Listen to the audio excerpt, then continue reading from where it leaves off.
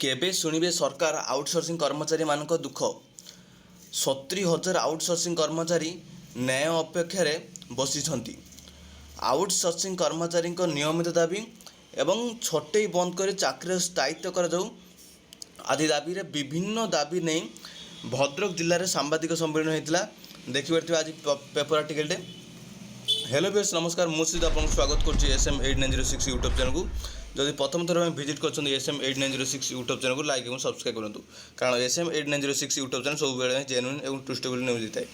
देखिए छटई बंद कर चाकरी स्थायी कर जिते भी आउटसोर्सिंग कर्मचारी अच्छा ओडिशा सरकार आउटसोर्सिंग कर्मचारी महासंघ भद्रक जिला शाखा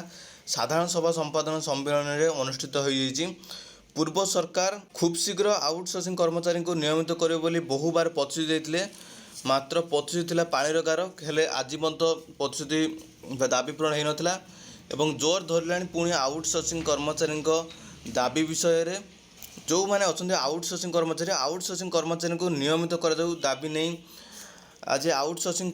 प्रति राज्य सरकार बारंबार अवहेला प्रदर्शन कर निज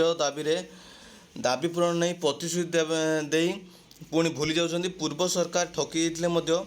एवं नूतन सरकार आमको स्थायी कर्मचारी मान्यता दिंतु बोली दाबी करिछि ओडिशा सरकारी आउटसोर्सिंग कर्मचारी महासंघ भद्रक जिला शाखा पक्षर एक साधारण सभा संपादन सम्मेलन करा जिला सभापति असीमानंद राय कहते जे बहु बार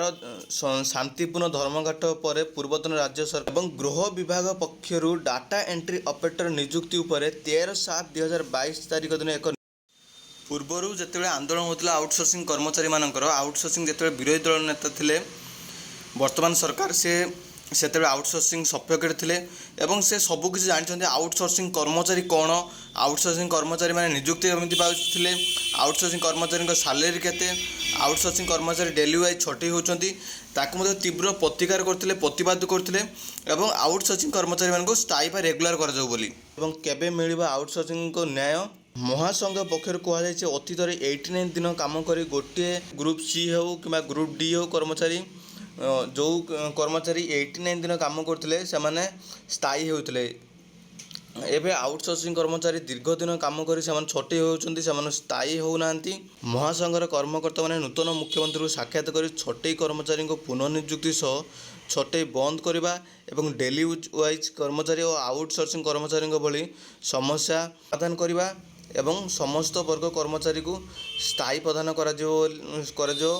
नूतन मुख्यमंत्री शुणी एवं खूब शीघ्र दाबी पूरण करें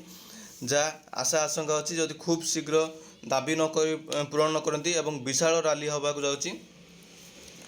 जदि वीडियो भल लगे लाइक और सब्सक्राइब करूँ कारण आम SM 8906 यूट्यूब चैनल सब जेन्युइन और ट्रुस्टेबल न्यूज देता है पेपर आर्टिकल पर आधारित न्यूज सब SM 8906 यूट्यूब चैनल देता है।